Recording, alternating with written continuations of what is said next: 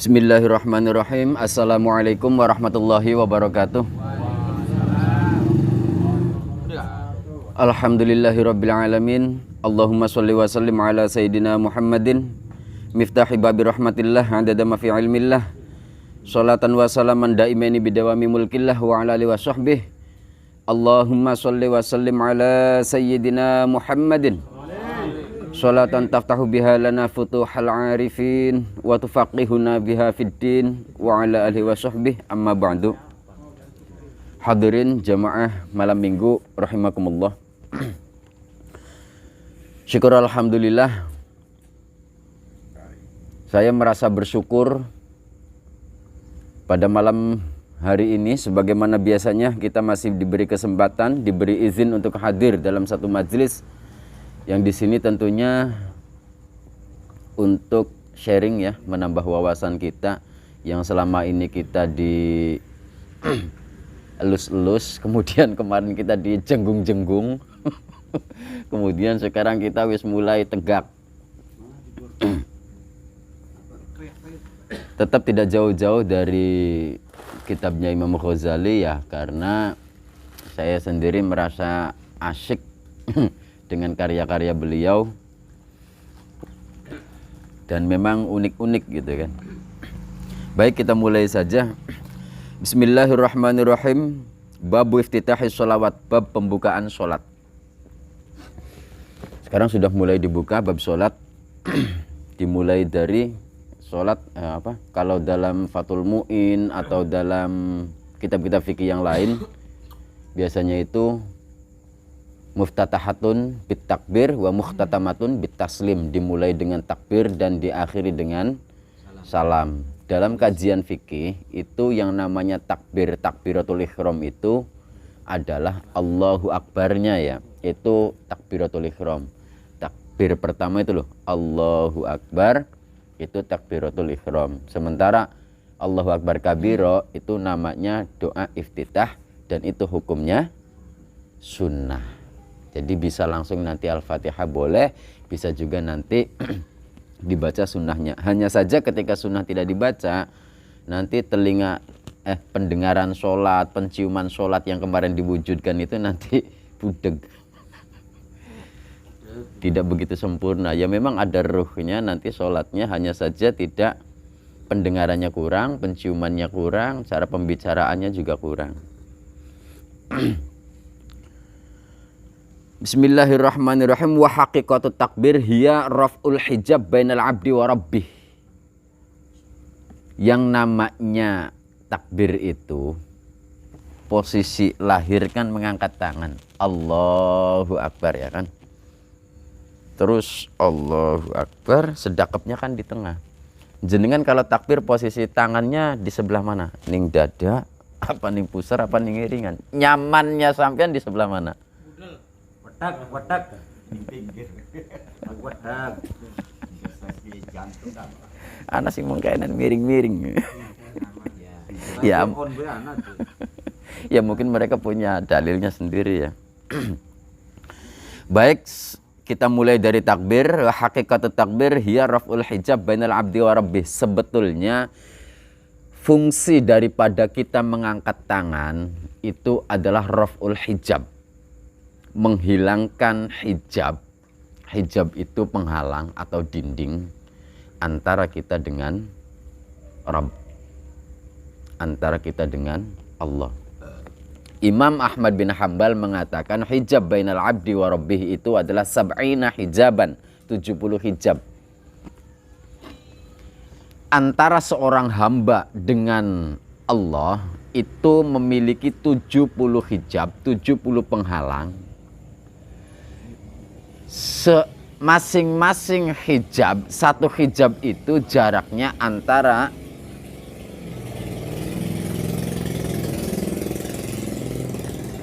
ada yang mengatakan antara langit pertama, antara dari bumi ke langit. Ada juga hijab yang kedua, langit pertama yang kedua. Karena ada sekaul ulama yang mengatakan langit kedua itu tingginya itu sama antara bumi dengan langit pertama itu jaraknya berapa, nanti langit pertama ke langit kedua itu jaraknya sama seperti bumi ke langit pertama. sampai ke langit 7 jaraknya sama seperti itu. Nah, hijab antara abdun dan rob itu 70 hijab.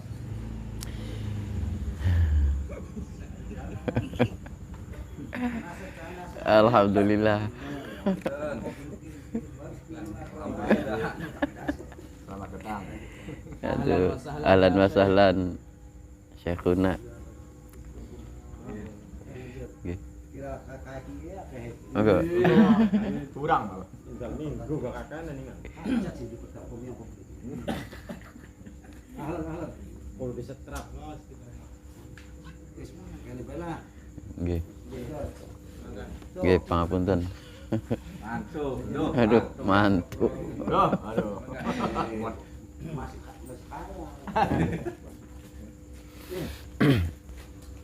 Baik, kita lanjutkan.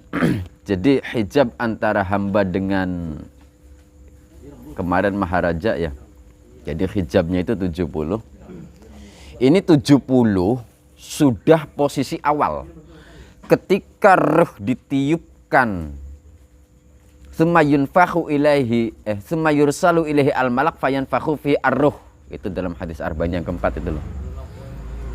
Kemudian Allah mengirim malaikat untuk meniupkan ruh ke dalam jasad si bayi setelah umur 120 hari.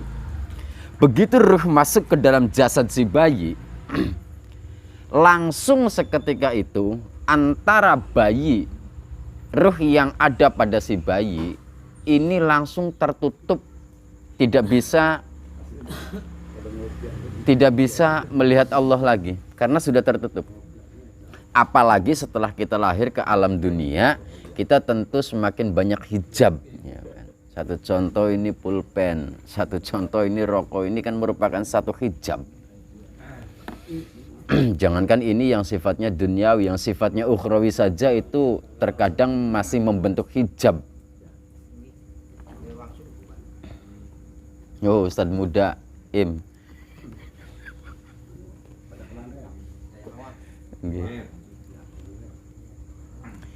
Ini 70 hijab antara hamba dengan Allah. Ini 70 hijab ini apa namanya?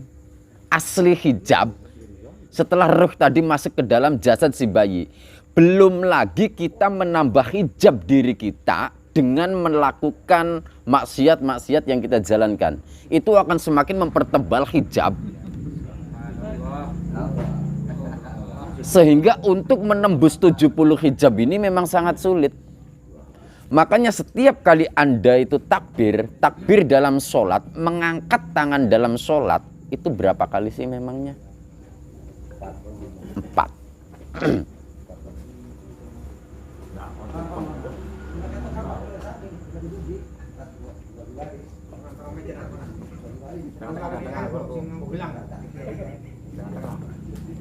Kindrin, acara nopo niki? Ulang tahun.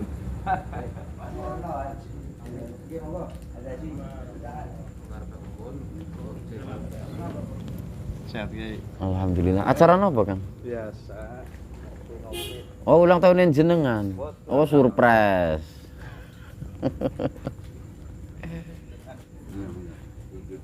Aduh. Dipedot ya, maaf ya. Jadi hijab asli bawaan itu 70 hijab, sementara kita semakin mempertebal hijab dengan melalui lumpur-lumpur kemaksiatan. Nah, Anda sholat, banyak hikmah-hikmah yang sudah Anda dengar, sering Anda dengar, katanya ketika Anda ruku itu dosa-dosa itu runtuh ya kan? Apalagi ketika sujud dosa-dosa Anda semakin runtuh ya kan? Ini memang betul, tapi ini dari sisi soghoir ya, dosa-dosa kecil. Makanya ketika saya memberikan pertanyaan, apakah memang ada yang namanya dosa kecil? Kang Ustadz, anak dosa kecil, kasih contoh dosa kecil itu apa? Para ulama tasawuf itu mengatakan tidak ada dosa kecil, semua dosa itu besar. Cuma dalam hikmah-hikmah, ilmu-ilmu hikmah itu memang dikatakan soghoir itu banyak ya. Bahkan Rasulullah sendiri mengatakan ada kok soghoir. Jadi dosa-dosa kecil itu bisa runtuh ketika kita melakukan sholat. Sementara untuk dosa-dosa besar itu bisa dilakukan dengan cara yang pertama taubat, yang kedua harus ditebus dengan jasadmu. Itu ketika melakukan dosa besar. Contoh ngeten. Terkadang memang cara nebusnya beda-beda ya. Jenengan tangan kebeler. Ini merupakan satu tebusan daripada dosa-dosa yang Anda lakukan loh. Ada satu kiai yang mengatakan ketika dia itu seorang tidak pantas ya. orang enakan teman. Kupas habis. Jadi memang cara penebusannya memang beda-beda masalahnya. Contoh begini.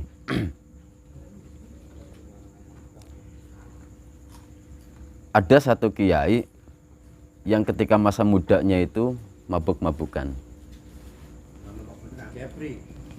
Kemudian ketika meninggal kecelakaan, ya kan? Ini bentuk kecelakaan adalah satu bukti tebusan agar memperingan dirinya di sana.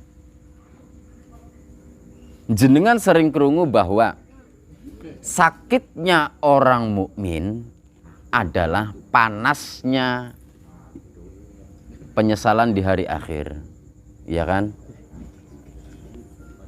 Panas yang di sana itu dikurangi dengan sakitnya sampean.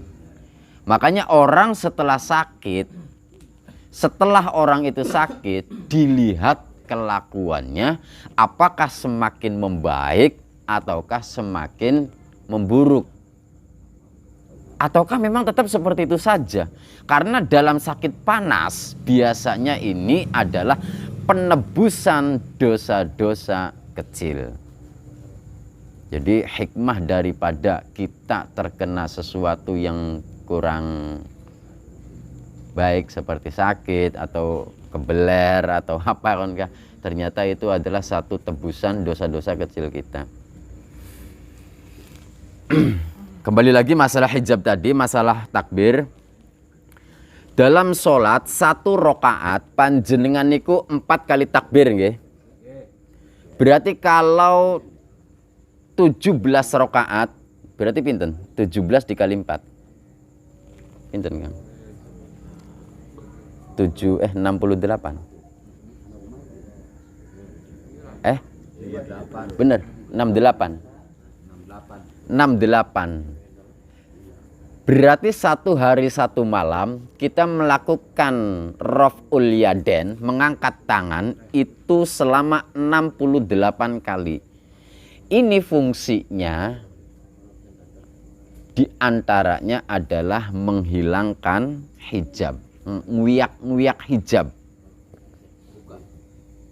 Tapi kalau versi Imam Nawawi, versi Imam An-Nawawi, versi Yusuf siapa itu?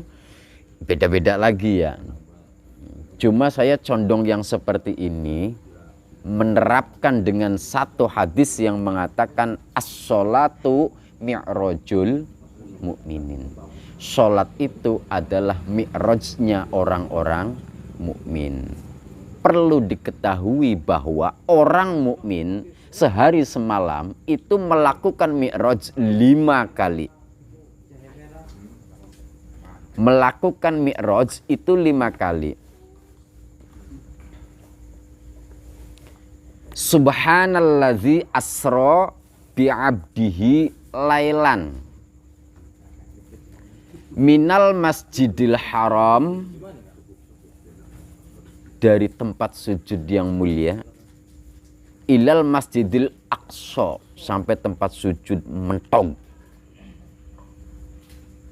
Ketika hal ini terjadi, maka tanha 'anil fahsya' wal munkar itu baru masuk. Tanpa hal itu terjadi, maka kelakuan kita setelah sholat ya kayak gini-gini saja. Tidak semakin membaik, tidak semakin membaik, semakin tidak. Tapi harus mengkonon-mengkonon bayanannya. monoton. Lah, bab sholat rada abot, Kang.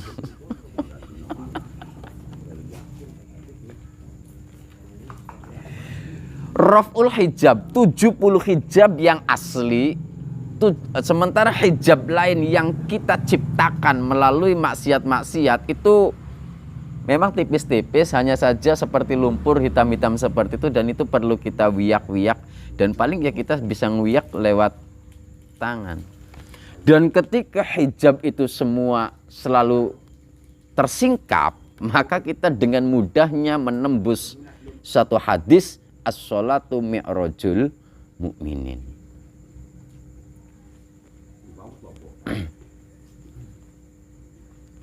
Manjing boten maksudnya, paham boten maksudnya, maksud kula sing disampaikan.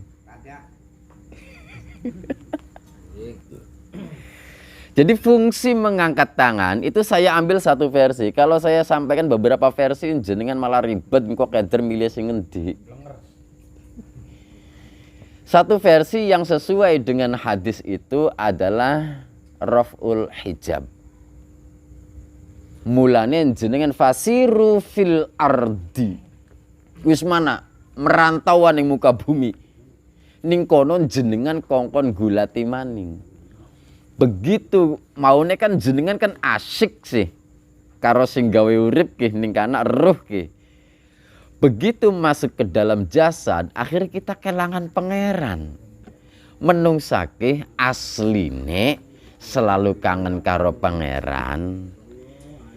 Mung karena saking buadege ora kelingan pangeran, akhirnya karo Gusti Allah dipaksa karo penyakit atau sakit supaya eling karo pangeran. Jadi aslinya manusia dhewe ki pengen, mulane senakal-nakale wong pasti pengen dadi wong bagus. Karena aslur ruh yang ada dalam diri kita ini adalah suci. Walaupun kita melakukan maksiat berkali-kali, perlu diketahui bahwa ruh tetap suci. Karena ruh tidak mungkin melakukan kekotoran. Bukti nyatanya, begitu meninggal ruh langsung wa ilaihi raji'un. Bon, niku masalah raf'ul yaden nggih. Ya nanti bisa intern lah. Obrolan selanjutnya.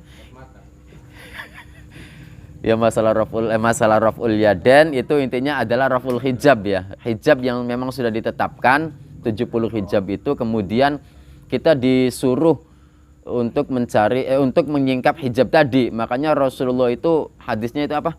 Hubbiba ilayya min dunyakum salasun, itu kan at-tib, kemudian an-nisa, kemudian wa ju'ilat qurratu aini fi shalat, itu kan. Yang saya sukai dari dunia kalian itu adalah 3. Yang pertama wangi-wangi, yang kedua itu wanita. Jadi Rasulullah juga suka wanita ya. Dan yang ketiga waju'ilat as-sholatu qurrata aini. Dan aku jadikan sholatku sebagai penentram hatiku. Ada yang mengatakan begini, Kang. Anggap saja di luar waktu sholatmu, sekarang kita kan di luar waktu sholat nih. Anggap saja di luar waktu sholatmu ini adalah sedang menunggu waktu sholat. Waktumu di luar sholat, anggap saja sebagai menunggu datangnya waktu sholat. Kalau tidak kamu niatkan sebagai menunggu waktu sholat, maka ketika waktu sholat datang kamu santai. Pun intinya ya seperti itulah raf'ul yaden, fungsinya adalah raf'ul hijab. Selanjutnya wabima annas surrata fin nuqtah al mutawassithah minal jismi bainan nisfil a'la wan nisfil asfal. Fa'inda sholat yadau al insan yadahi tahtaha al yumna fawqal yusra li syarafil ula. Kemudian yang kedua adalah posisi pusar. Pusar gua apa? Wudel. Pusar ini adanya di tengah-tengah loh, antara yang atas dengan yang bawah. Pusar itu posisinya fin nuqtah al mutawassithah, ada di tengah, minal jismi bainan nisfil a'la, di antara separuh yang atas dan separuh yang bawah. Fa'indas sholah, maka ketika sholat, yadau al-insan yadahi tahtaha. Manusia meletakkan kedua tangannya di bawah pusar tadi. Bawah pusar tadi. Bawa pusar. Manusia meletakkan tangannya di pas bagian pusar. Kemudian meletakkan yang al-yumna fauqal yusra, yang kanan diletakkan di atasnya yang kiri. Nah, keten posisi ini. Kenapa jenengan sholat orang mengkenen? Ora bagian kiri yang di depan, tapi kok yang kanan di depan. Tapi ketika Anda mencoba yang kiri di depan, jenengan kan bawa rasa kok ora enak, ora nyaman. Aturan kita kinaleni puser. Ini mematahkan dalil yang mengatakan bahwa ketika sholat dia tidak. Ini ya maaf ya, buat para master-master yang ada di luar sana mohon maaf. Karena ada yang mengatakan ketika sholat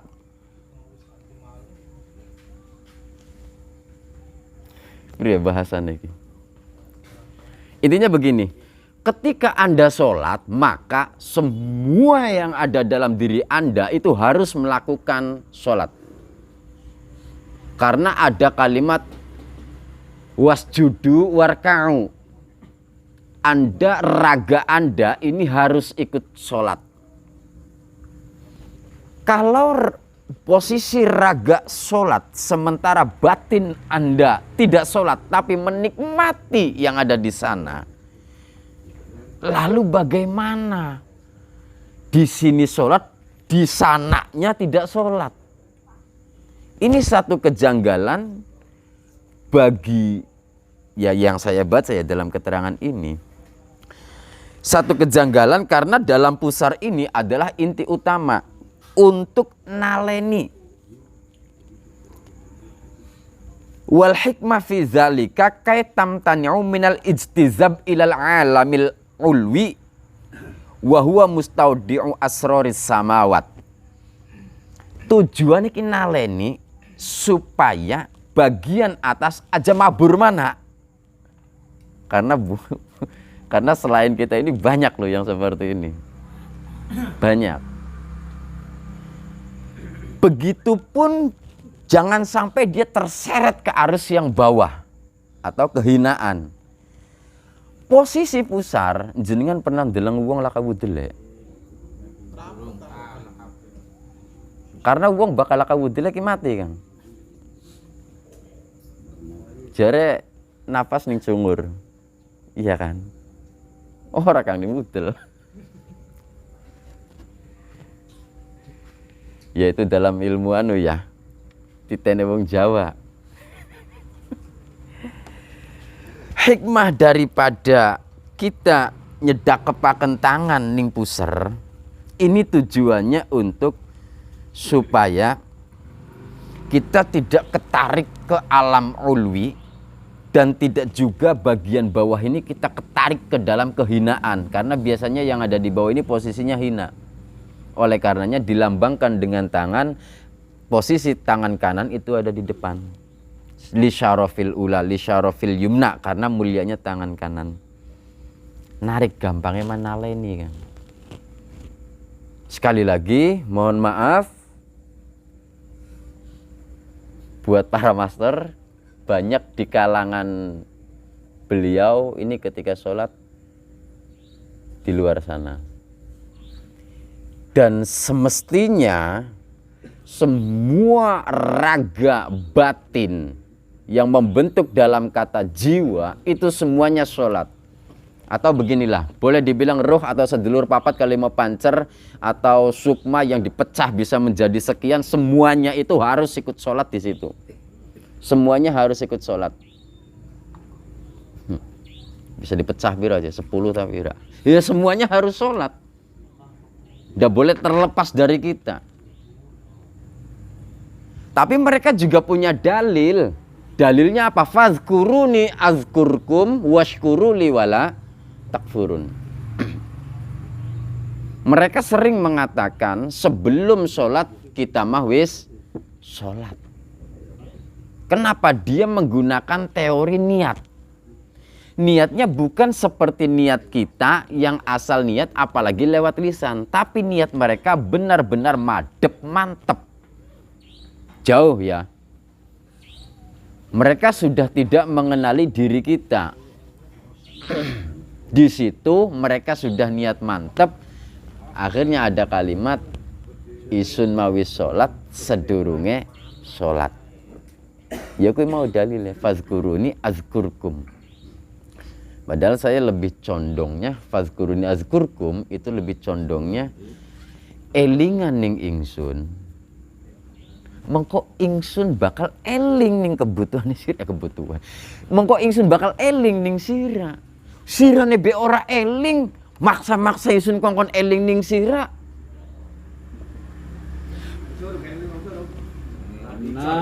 Bakal sira eling ning ingsun. Mengko ingsun bakal eling ning sira. Ora usah dikongkon gak ingsun bakal eling ning sira. Mengko bakal wis diupahi ning ingsun segala bentuke waskuruli wala takfurun. Cuma kan ketika hal ini terjadi kita malah sebaliknya. Elingan ning ingsun mengko ingsun bakal eling siraku ning duniaku urip ya kudu mengken. Paham gak maksud saya? Jadi kebutuhan Anda itu semuanya akan terpenuhi. Wani-wani Gusti Allah ndadiaken sampean, berarti Gusti Allah wani-wani ngupai rezeki. Wani-wani tuan rumah ngundang uang kongkon talil, berarti tuan rumah wani ngupai berkat. Asal dodoknya aja pindah bae yang ke orang kebagian.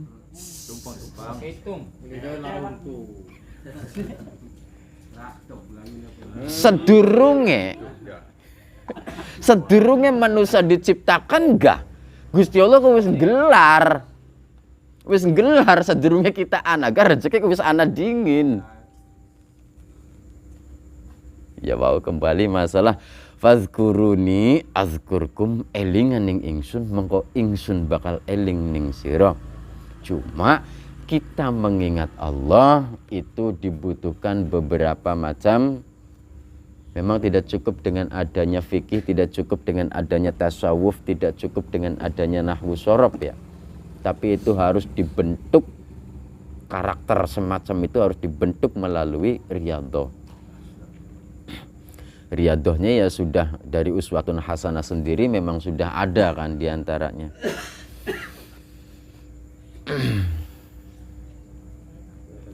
Bun. Li'annaha fi hadhil halah tashtaqu ila su'ud. Ana wasungud.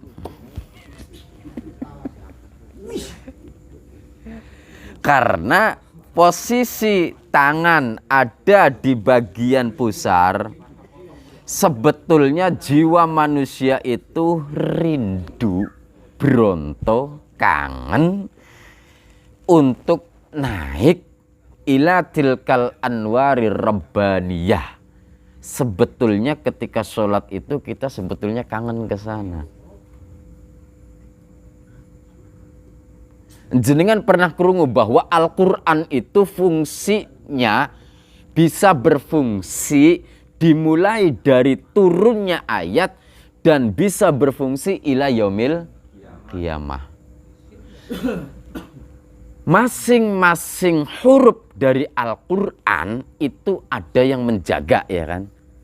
Makanya Al-Quran tidak mungkin hilang karena ada penjaganya. Sama seperti Islam. Islam tetap langsung Gusti Allah sing jaga. Walaupun wonge misalnya di sana jenengan maca berita kiai memperkosa santrinya sekian, tapi itu kan sebetulnya kan merusak Islam ya. Tapi Islam tetap mulia kan, tetap terjaga kan. Karena Islam sendiri langsung dijaga sama yang membuat Islam. Al-Islam yu'la wala yu'la alaih. Oh iya.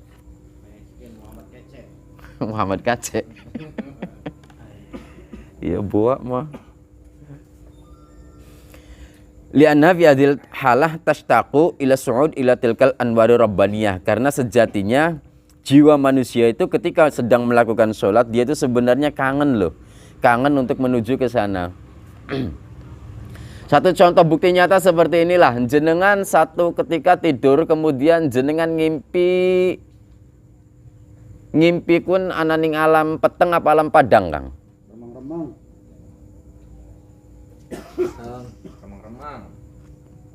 Remang-remang. Lamuna remang-remang.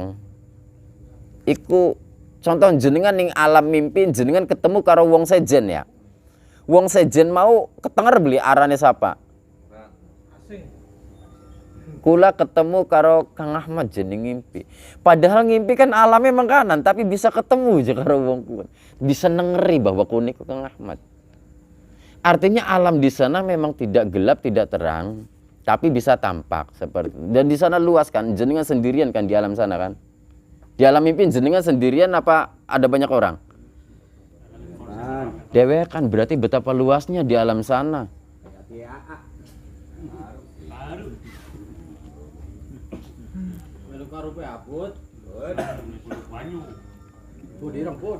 Wa man'uha aidon anil istizab ilal alamis sufla wa huwa mustaudiul ardi. Kemudian posisi tangan adanya di pusar ini juga untuk menahan daripada terjerumusnya kita ke lembah kehinaan. Makanya ada kalimat innas sholata tanha 'anil fahsya'i wal munkar khairul umur awsatuha tengah-tengah. Maka dari sini bisa disimpulkan bahwa sholat itu posisi takbir adanya di bagian pusar. Tapi kalau di fikih itu mengatakan di atas pusar aja ya. Ya mungkin ada keterangan sendiri. Malah ada lagi versi terbaru entah tahun berapa munculnya di sini posisinya itu.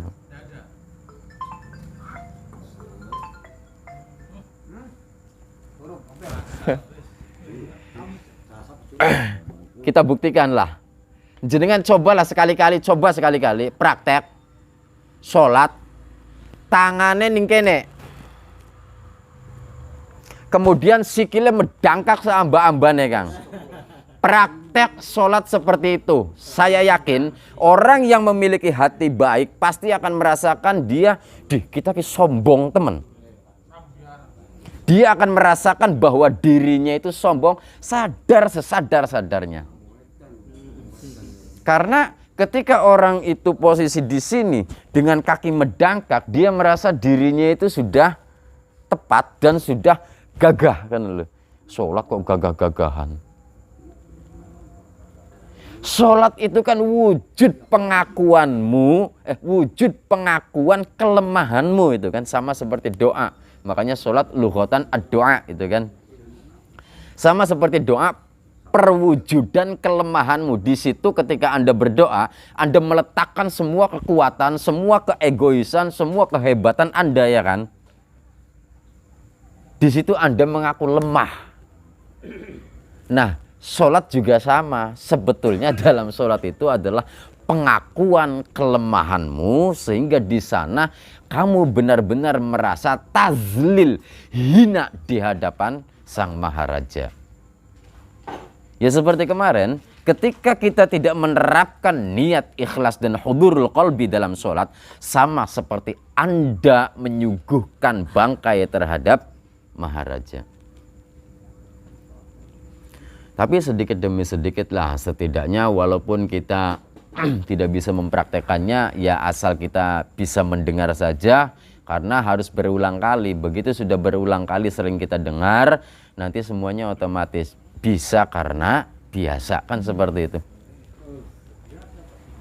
Jadi ya arane wong ini obat ora sekali langsung waras, Kang.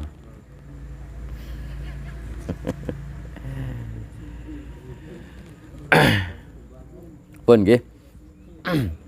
Pada malam hari ini sahabat-sahabat sekalian, kita baru mengkaji masalah takbir, kemudian kita juga mengkaji masalah posisi tangan adanya di surah, dan itu ternyata memiliki hikmah tersendiri. Rasulullah sampai-sampai mendapatkan ayat subhanalladzi asra bi'abdihi lailan minal masjidil haram ilal masjidil aqsa allazi barakna haulahu. Tujuannya apa? Linuriyahu min ayatina innahu was-sami'ul basir. Untuk pertemuan pengajian malam hari ini kita cukupkan sampai di sini.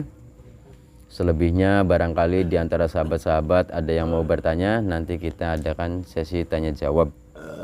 Mumpung wonten narasumber.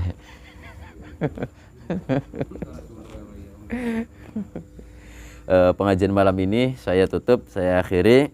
Wallahul muwaffiq ila aqwamit thoriq. Wassalamualaikum warahmatullahi wabarakatuh. Waalaikumsalam warahmatullahi wabarakatuh.